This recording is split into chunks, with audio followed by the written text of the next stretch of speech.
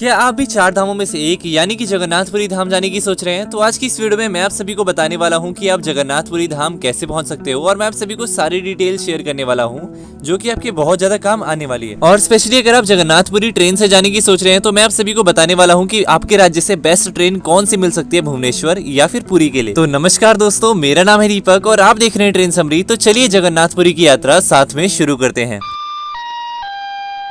यात्रीगण कृपया सबसे पहले बात कर लेते हैं, यदि आप जगन्नाथपुरी धाम फ्लाइट से जाना चाहते हो तो फ्लाइट से जाने के लिए नियरेस्ट एयरपोर्ट आप सभी को पड़ेगा भुवनेश्वर का, जो कि नियरेस्ट एयरपोर्ट है पुरी से। एयरपोर्ट से जगन्नाथपुरी मंदिर की दूरी लगभग 50 से 70 किलोमीटर पड़ेगी, क्योंकि अगर आप अलग अलग रूटों से जाओ, मान लीजिए कोई ट्रेन से जाता है या फिर कोई बाइक से जाता है या कोई बस से जाता है, तो उसके लिए अलग अलग रूट्स फॉलो। और अगर आप फ्लाइट में ट्रेवल करते हो तो आप सभी को इतना तो पता ही होगा कि नियरेस्ट डेट की अगर आप टिकट निकालते हो यानी कि एक हफ्ते के अंदर की टिकट आप निकालते हो तो वो नॉर्मली आपको महंगी पड़ती है। पर अगर आप थोड़ा वेट करके यानी कि 2-3 हफ्ते बाद की अगर आप टिकट निकालो या फिर उसके बाद की अगर आप टिकट निकालो तो आपको वो सस्ती पड़ती है। और यदि आप कुछ हफ्ते बाद की फ्लाइट टिकट बुक करते हो तो लगभग आपका आधा पैसा तक भी बच सकता है, और आधा पैसा बचाने के लिए आप लेट टिकट बुकिंग कर सकते हो। Trains for Puri. अगर आप जगन्नाथपुरी ट्रेन से जाने की सोच रहे हैं तो मैं आप सभी को बताना चाहूंगा कि 2 रेलवे स्टेशन हैं जो कि काफी ज्यादा फेमस है और वहां के लिए काफी सारी ट्रेनें चलती है। उसमें से पहला तो है पुरी और दूसरा है भुवनेश्वर। भुवनेश्वर के लिए आपको काफी सारी ट्रेनें मिल जाएगी और मैं आप सभी को बताना चाहूंगा लगभग आपको 60 से 70 किलोमीटर की दूरी पड़ेगी भुवनेश्वर से पुरी की। तो चलिए अब अलग अलग राज्यों के बारे में बात कर लेते हैं कि कौन कौन से राज्यों से आप सभी को पुरी के लिए और भुवनेश्वर के लिए ट्रेनें मिल सकती है। पहले हम दिल्ली की बात कर लेते हैं। और अगर आप दिल्ली से पुरी जाने की सोच रहे हो तो मैं आप सभी को कुछ ट्रेनों के बारे में बताना चाहूंगा जो कि आप सभी को दिल्ली से पुरी पहुंचा सकती है, जैसे कि Purushottam express, Nandankanan express, Kalinga Utkal express और Nilanchal express, Puri weekly express. और साथ ही साथ कुछ स्पेशल ट्रेनें भी चलाई जाती हैं कभी कभी, जो कि आप सभी को कभी कभी देखने को मिलेगी, बाकी ऐसे नॉर्मल डेज में देखने को नहीं मिलेगी। और यदि आप नई दिल्ली से भुवनेश्वर जाना चाहो, भुवनेश्वर के लिए भी आप सभी को काफी सारी ट्रेन मिल जाएगी और कुछ प्रीमियम ट्रेनों के नाम इस तरह से हैं, जैसे कि तेजस राजधानी आप सभी को ट्रेन मिल जाएगी। मैं आप सभी को स्पेशली रेकमेंड करूंगा ट्रेन नंबर 22812। ये ट्रेन आप सभी को सबसे पहले पहुंचा देगी। ये ट्रेन मात्र आपको 23 घंटे और 15 मिनट में दिल्ली से भुवनेश्वर पहुंचा देगी। वैसे तो एक ही तेजस राजधानी को अलग अलग रूटों से यानी कि 3 रूटों से चलाया जाता है अलग अलग दिन पे। मैं आप सभी को बताऊं तो उसमें आप सभी के लिए सबसे बढ़िया ट्रेन वो रहेगी जो सोमवार और शुक्रवार के दिन चलती है। इस ट्रेन की टिकट दिल्ली से भुवनेश्वर तक के बीच थर्ड एसी की है 3665 यानी कि 3665। और अगर आप सेम टिकट 2250 यानी कि 2050 में खरीदना चाहते हो तो मैंने इसके ऊपर एक शॉर्ट बना रखा है जो कि आप देख सकते हो। और इसके अलावा भी मैं 3 ट्रेनों का नाम लेना चाहूंगा जो हफ्ते में कुछ ही दिन चलते हैं, जैसे कि हीराकुंड एक्सप्रेस, भुवनेश्वर दुरंतो एक्सप्रेस और साथ ही साथ उड़ीसा संपर्क क्रांति। इतनी सारी ट्रेनों में से मैं आप सभी को एक ट्रेन रेकमेंड करना चाहूंगा जो कि आप सभी का पैसा भी बचा सकती है और साथ ही साथ समय भी। तो वो ट्रेन है पुरुषोत्तम एक्सप्रेस। ये ट्रेन नई दिल्ली से चलती है पुरी के लिए और ये आप सभी को डायरेक्ट ले जाएगी जगन्नाथपुरी तक। पर अगर आप किसी भी ट्रेन से ट्रेवल कर रहे हो तो मैं आप सभी को बोलूंगा कम से कम एक हफ्ते का स्टेटस जरूर चेक कर लीजिएगा ट्रेन का, कि ट्रेन सही समय पे चल रही है या फिर नहीं। जो ट्रेन सही समय पे चल रही हो मैं आपको बोलूंगा उसी ट्रेन का टिकट बनाइएगा। और ये सारी ही ट्रेनें उत्तर प्रदेश के कानपुर यानी कि कानपुर सेंट्रल रेलवे स्टेशन से होके गुजरती है। और साथ ही साथ पंडित दीनदयाल उपाध्याय जो कि मुगल सराय के नाम से भी जाना जाता है, वहां से भी ये सारी ट्रेनें गुजरती है। उसके बाद ये ट्रेन पटना के गया से होते हुए गुजरती है और उसके बाद पश्चिम बंगाल से, और पश्चिम बंगाल के बाद ये ट्रेन जाती है झारखंड से उड़ीसा के लिए। यानी कि आप उत्तर प्रदेश, बिहार, झारखंड, पश्चिम बंगाल इन राज्यों से डायरेक्ट पुरी के लिए जा सकते हो इन सब ट्रेनों से। अमृतसर से बस एक ही ट्रेन चलती है जिसका नाम है हीराकुंड एक्सप्रेस, जो कि आप सभी को भुवनेश्वर तक छोड़ेगी। भुवनेश्वर से आप सभी को ट्रेन चेंज करनी पड़ेगी। और मैं आप सभी को बताऊं नागपुर यानी कि महाराष्ट्र के नागपुर से आप सभी को बहुत सारी ऐसी ट्रेन मिल जाएगी जो कि आप सभी को पुरी के लिए ले आए। और अगर आप मुंबई से आना चाहते हो तो मुंबई के लोकमान्य तिलक टर्मिनस से आप सभी आ सकते हो।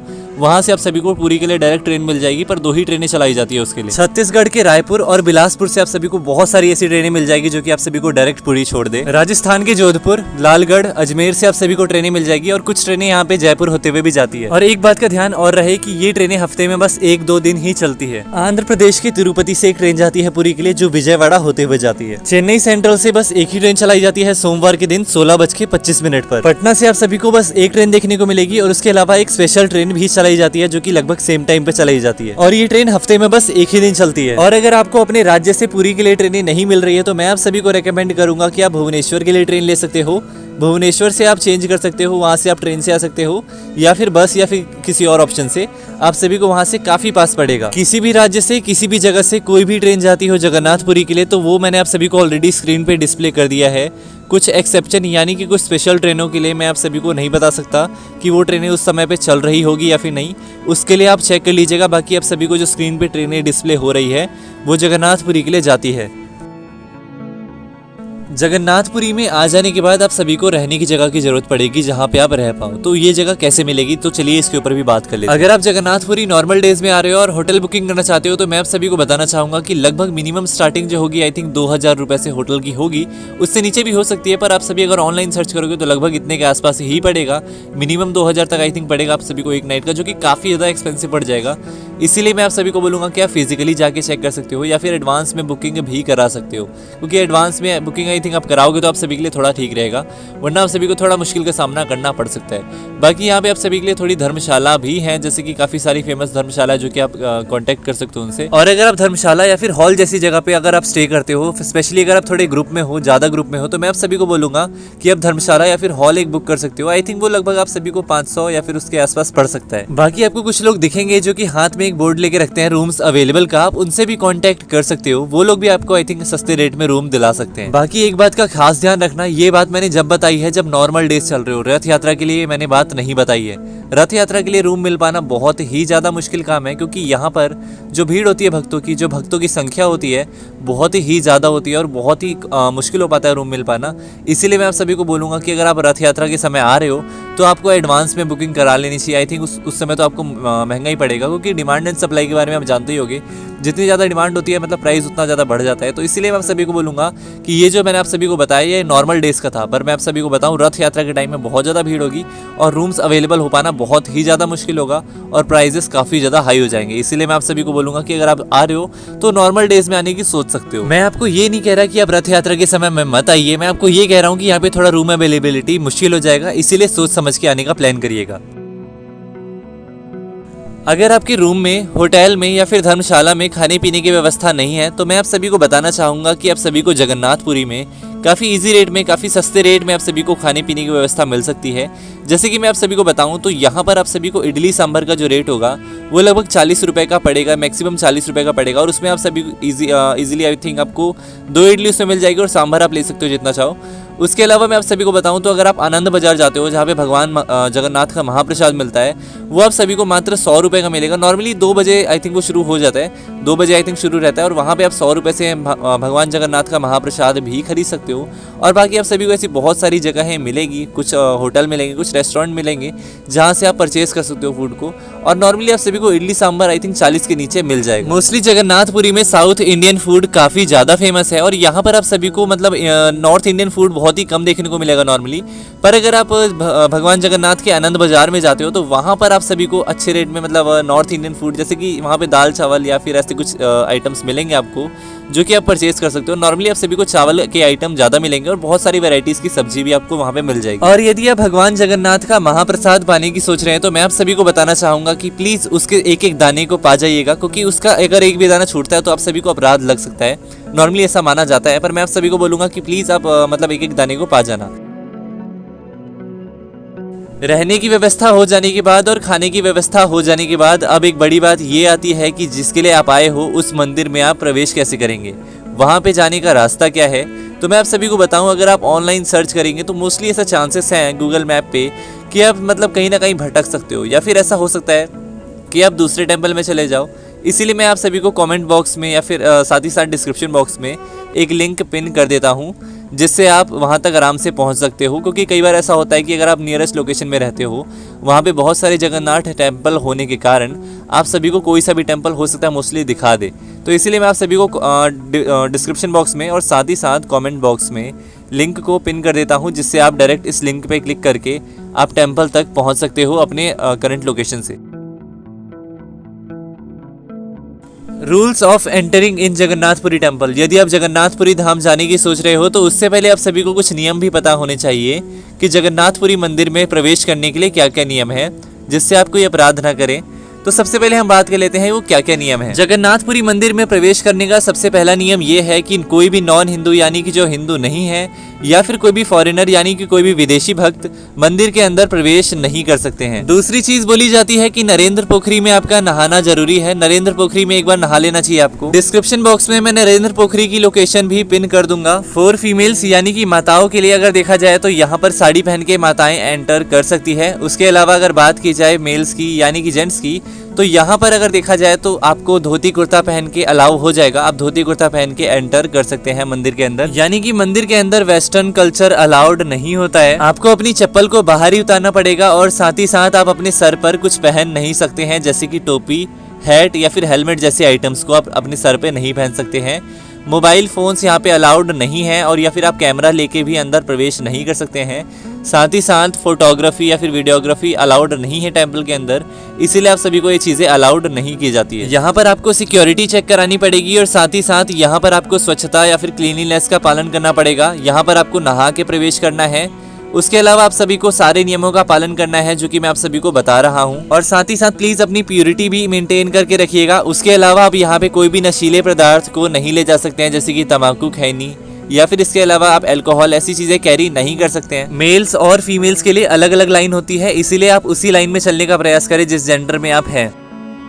Tourist places in Orissa and Puri. यदि आप उड़ीसा में या फिर पुरी में टूरिस्ट प्लेसेस ढूंढ रहे हो तो मैं आप सभी को बताना चाहूँगा यहाँ पर बहुत सारे ऐसे टूरिस्ट प्लेसेस होंगे जो कि आप घूम सकते हो, जैसे कि वाटर पार्क होंगे, नेशनल पार्क होंगे, साथ ही साथ बीच भी होंगे, कुछ म्यूजियम्स होंगे, साइंस म्यूजियम या फिर ऐसे कुछ, तो आप वो मतलब खुद से डिस्कवर कर सकते हो। पर मैं आप सभी को मेनली कुछ टेम्पल्स के बारे में बताऊंगा आगे, जहाँ पर आप दर्शन कर सकते हो, क्योंकि अगर आप धाम यात्रा के लिए आए हो तो धाम यात्रा में दर्शन करना बहुत ज़्यादा जरूरी होता है। पर मैंने जो आप सभी को चीज़ें बताई, आप वहाँ पर भी जा सकते हो, घूम सकते हो वहाँ पे। पर मैं आप सभी को कुछ ऐसे प्लेसेस बता देता हूँ जो कि आप मतलब वहाँ पे दर्शन कर सकते हो भगवान के, या फिर कुछ ऐसे टेम्पल जो कि आप सभी को पसंद आ सकते हैं। तो चलिए हम उन सब के बारे में बात कर लेते हैं। Important temples of Orissa. Orissa के अंदर कुछ महत्वपूर्ण मंदिर है जहाँ पर आपको जरूर से जाना चाहिए एक बार कम से कम। तो सबसे पहले मैं आप सभी को बताना चाहूँगा टोटा गोपीनाथ के बारे में, जो कि साक्षात चैतन्य महाप्रभु ने खोजे थे। इनकी विग्रह सेवा गदाधर पंडित किया करते थे। जब वो बूढ़े हो गए तो भगवान टोटा गोपीनाथ को वो माला नहीं पहना पाते थे, इसीलिए भगवान टोटा गोपीनाथ उनके लिए झुक गए। इस लिस्ट में मैं आप सभी को दूसरा नाम बताना चाहूँगा साक्षी गोपाल मंदिर का। साक्षी गोपाल मंदिर के जो विग्रह हैं वो उड़ीसा के नहीं हैं, वो साक्षात वृंदावन के हैं। वृंदावन से एक भक्त के लिए भगवान पैदल चल के आए थे। सोचिए, वृंदावन से भगवान पैदल चल के आए और भगवान ने उनकी साक्षी दी, इसीलिए उनका नाम साक्षी गोपाल पड़ गया। अगर आप इसको डिटेल में जानना चाहते हैं तो डिस्क्रिप्शन बॉक्स में मैं आप सभी को एक वेबसाइट का लिंक डाल दूंगा, जहां से आप इसे डिटेल में पढ़ सकते हैं। गुंडिचा मंदिर, लिंगराज मंदिर, कोरनाक सूर्य मंदिर, इस्कॉन पुरी, इस्कॉन भुवनेश्वर, अलारनाथ मंदिर, और ऐसे साथ ही साथ बहुत सारे मंदिर है जहाँ पर आप दर्शन कर सकते हो। और उसके अलावा ऐसे बहुत सारे टूरिस्ट प्लेसेस हैं जहाँ पर आप घूम सकते हो। उसके लिए आप खुद भी डिस्कवर कर सकते हो, वरना मैंने इस वीडियो में अगर बताया तो वीडियो काफ़ी ज़्यादा लंबी हो जाएगी, इसीलिए आप खुद से भी डिस्कवर कर सकते हो। जगन्नाथपुरी जाने से पहले मैं आप सभी को कुछ सजेशन देना चाहूँगा, कुछ रिकमेंडेशन देना चाहूँगा जो कि आप सभी के लिए काफ़ी अच्छे रहेंगे और आप सभी को कृपा पाने के लिए काफ़ी ज़्यादा मददगार होंगे। क्योंकि ज़्यादातर लोग यहाँ पर धाम यात्रा करने आते हैं, कोई अपराध करने नहीं। Don't carry any luxurious and expensive objects. मैं आप सभी को रेकमेंड करूंगा कि किसी भी तरह की कोई महंगी वस्तु या फिर कोई लग्जरी वस्तु मत लाइएगा। अगर वो खो जाता है यहाँ पे, क्योंकि आप ट्रैवलिंग पे आए हो तो ट्रैवलिंग पे भरोसा नहीं रहता कि कब क्या चीज़ यहाँ पे खो जाए, तो इसीलिए मैं आप सभी को बोलूंगा कि कोई भी एक्सपेंसिव चीज़ अपने साथ कैरी मत करिएगा। अगर आप किसी स्पेशल ट्रेन में टिकट बनाने की सोच रहे हैं तो मैं आप सभी को बोलूंगा कि एक बार अच्छे से सोच लीजिएगा, उस ट्रेन की स्टेटस चेक कर लीजिएगा कि वो ट्रेन सही समय पे चल रही है या फिर नहीं। क्योंकि नॉर्मली हमें देखने को मिलता है कि स्पेशल ट्रेनें काफ़ी ज़्यादा लेट चलती है, इसीलिए आपका समय व्यर्थ ना हो, इसीलिए स्पेशल ट्रेनों का आप अवॉइड कर सकते हो या फिर किसी और ट्रेन की तरफ शिफ्ट हो सकते हो। बाकी मैं ये नहीं कह रहा कि इनसे ट्रैवल मत करिए, हो सकता है कि टाइम पे भी चल जाए, पर मैं आप सभी को बोलूँगा कि उनके प्रीवियस कुछ दिन का डेटा या फिर लोकेशन स्टेटस आप देख सकते हो। उड़ीसा के अंदर आप सभी को लैंग्वेज प्रॉब्लम का सामना करना पड़ सकता है। हो सकता है यहाँ पे आपके लोग हिंदी ना समझे, क्योंकि मोस्टली लोग यहाँ पर उड़िया बोलते हैं, और हिंदी आई थिंक हो सकता है लोग समझ भी जाएं, पर मोस्टली लोग उड़िया में बात करते हैं। तो आप देख सकते हैं, अगर आप इंग्लिश में प्रेफर करते हैं तो अगर कोई आपको इंग्लिश मैन मिल गया तो आप उनसे बात कर सकते हो। बाकी यहाँ पे आपको थोड़ी प्रॉब्लम हो सकती है लैंग्वेज के लिए, क्योंकि लैंग्वेज प्रॉब्लम यहाँ पे जनरली लोगों को होती है। आपको भक्तों और धाम वासियों के प्रति अच्छा व्यवहार रखना है, उनके बारे में कुछ गलत नहीं सोचना, उनके बारे में मतलब कुछ उल्टा सीधा नहीं करना, और साथ ही साथ कोई हिंसा ऐसी कुछ चीजें नहीं करना, क्योंकि इससे आप सभी को अपराध लग सकता है। ये 10 प्रकार के धाम अपराधों में से एक है, आप चाहो तो 10 को चेक कर सकते हो ऑनलाइन। आपको भगवान जगन्नाथ के महाप्रसाद को वेस्ट नहीं करना चाहिए, आपको जितना मिले आपको पा लेना चाहिए उसी समय। हालांकि अगर आप किसी और के लिए ले जा रहे हो महाप्रसाद तो बात अलग है, उसके लिए आप ले जा सकते हो। और अगर आप एग्जिट कर रहे हैं जगन्नाथपुरी मंदिर से तो मैं आप सभी को एक सजेशन देना चाहूंगा लास्ट, कि आप जगन्नाथपुरी का जो यमशिला है उसके ऊपर पांव मत रखिएगा। कहा जाता है कि अगर आप जब मंदिर में प्रवेश करते हो तब उसके ऊपर पाँव रख सकते हो। पर जब आप एग्जिट कर रहे हो उसके अंदर से, तो बोला जाता है कि आपका अगर आपने दोबारा उस पर पाँव रखा, तो जब आप पहली बार पाँव रखते हो उस पर, तो आपके जितने भी पूर्व जन्म के कर्म होते हैं या फिर पाप कर्म होते हैं वो सारे धुल जाते हैं। और उसके बाद अगर आप दोबारा निकलते हुए उस पर पाँव रख देते हो यमशिला के ऊपर, तो आपके सारे पाप आपको ट्रांसफर हो जाते हैं। मतलब कि उसमें कोई फ़ायदा आपको होगा नहीं, आपके पुराने जन्म के कर्म साफ नहीं होंगे। पर अगर आप ऐसी बिना पाँव रखे उसमें निकल जाओगे, तो आपके सारे कर्म फल पुराने साफ हो जाएंगे। आशा करता हूँ इस वीडियो में दी हुई जानकारी आप सभी को पसंद आई होगी। वीडियो में दी हुई जानकारी पसंद आई हो और भगवान जगन्नाथ से प्यार करते हो, तो वीडियो को लाइक और चैनल को सब्सक्राइब कर लेना, क्योंकि मैं आप सभी के लिए ऐसी वीडियोस लाता ही रहता हूँ। कमेंट करके बताइए कि नेक्स्ट वीडियो आप सभी को किस टूर के ऊपर या किस ट्रेन के ऊपर चाहिए। जिसके सबसे ज़्यादा कमेंट्स होंगे उस टॉपिक पे अगली वीडियो बन जाएगी।